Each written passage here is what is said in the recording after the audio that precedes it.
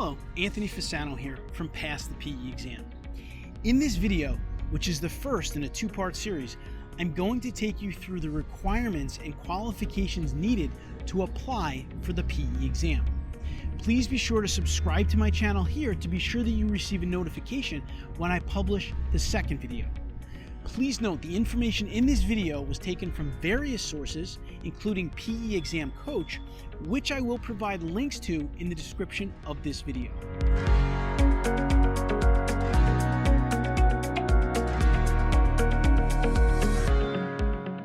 Registration for the October 2021 pencil and paper PE exams opened on June 14th and will close on August 26th at 3 p.m. Eastern Standard Time. Registration for the computer-based PE exams is, however, open all year round. States regulate professional engineering licensing in the U.S. Each state's requirements are different, but the application process is generally the same. Each state has an engineering board that regulates the practice of engineering in that state. They are who you will apply to for your engineering license and are the ultimate authority on the specific rules and requirements of your state.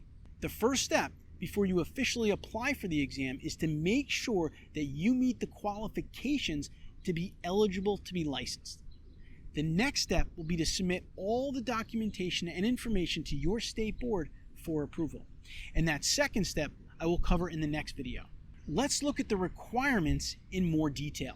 The 3 E's describe the minimum qualifications required to become a professional engineer. Their requirements are very similar in all states. The 3 E's are education, experience, and examinations. Number 1, education. There are several educational avenues in which people can become licensed. Most people graduate from ABET accredited engineering programs. Others may have graduate degrees from foreign or non-accredited engineering programs, an engineering technology or related science degree, or in some cases, no degree at all. States differ on how they handle degrees that aren't ABET accredited 4-year bachelor's degrees. Some states allow those without such a degree to become professional engineers with more than the typical 4 years of experience.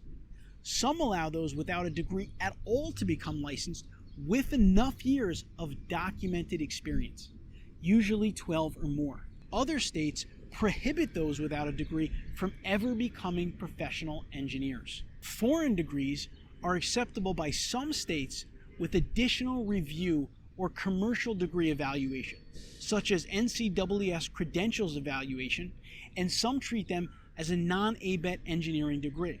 Other states prohibit those with degrees like that from being licensed. States treat engineering technology degrees differently.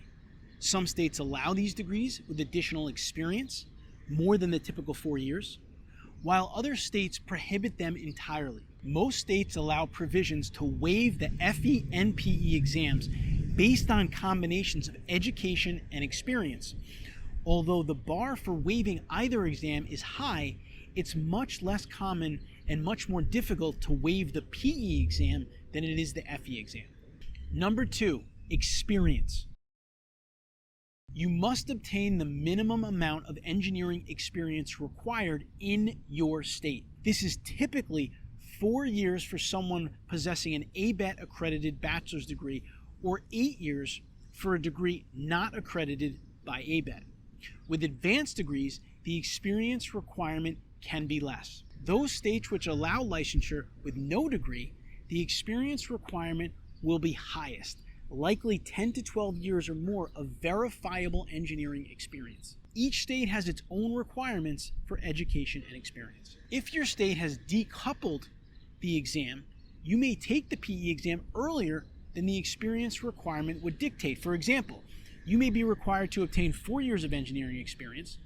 However, you could take your test before the 4-year mark. You might pass the test early, but you would of course still have to wait the full 4 years until you get your license. Qualifying experience can usually be described as fitting into one of the following categories: engineering design, engineering calculations, planning for engineering works, prep and review of engineering plans, prep and review of engineering specifications, and engineering analysis. In some cases, Full-time engineering work experience obtained within a couple of years of completing your engineering degree can be counted toward your experience requirement, sometimes at 50% of actual time, often with a maximum amount that can be claimed prior to graduation. Advanced degrees and foreign experience are often counted and verified in the same manner. Number 3, or the third E, examinations. You must first pass the 8-hour FE exam administered by NCEES. This is usually done before graduating college or soon after. Most states don't stipulate when it has to happen as long as you do it before applying for your PE license and sitting for the PE exam. You can sometimes get a waiver for the FE exam by claiming an exemption such as possessing additional work experience or education.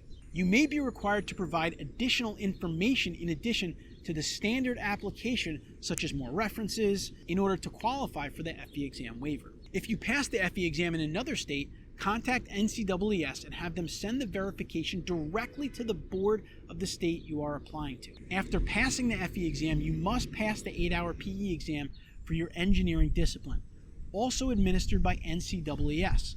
Some states allow you to sign up for the exam without their prior consent, while others require that they pre-approve you before sitting for the exam. Often your application will have to be submitted and approved first. Additional qualifications. In addition to the 3 E's of education, experience, and examinations, you must qualify for some and or all of the following depending on your state's requirements. You must possess the proper immigration status, citizen or legal permanent resident, not have committed any crimes that would be grounds for a denial of license, are of good moral character as determined by the board, are of appropriate age, not be behind in child support payments, not be behind in student loan payments. You will likely be required to provide documentation in your application with regard to these items. Special circumstances. Some states may allow licensure outside of these parameters under special circumstances. For example, New York's board website reads, on recommendation of the board, the department may waive specific requirements except as to age, character, education, and citizenship in the case of applicants who are possessed of established and recognized standing in the engineering profession and who have practiced lawfully for more than 15 years. Check with your state board's website for details about licensing under special circumstances or call them to answer any specific questions regarding your situation. I hope you found this video helpful. In upcoming videos, I will take you through the actual application process step by step and show you how to complete your application the right way. Pass the PE exam videos will be published weekly, so please be sure to click the subscribe button so you don't miss something that could make a substantial difference in your exam result. And please, I encourage you to ask questions and leave comments below this video, and I will respond to you. Let me know if there's a specific topic you want me to cover or a specific question that you would like answered. Pass the PE exam, we'll have you covered. I'll see you next week on Pass the PE exam.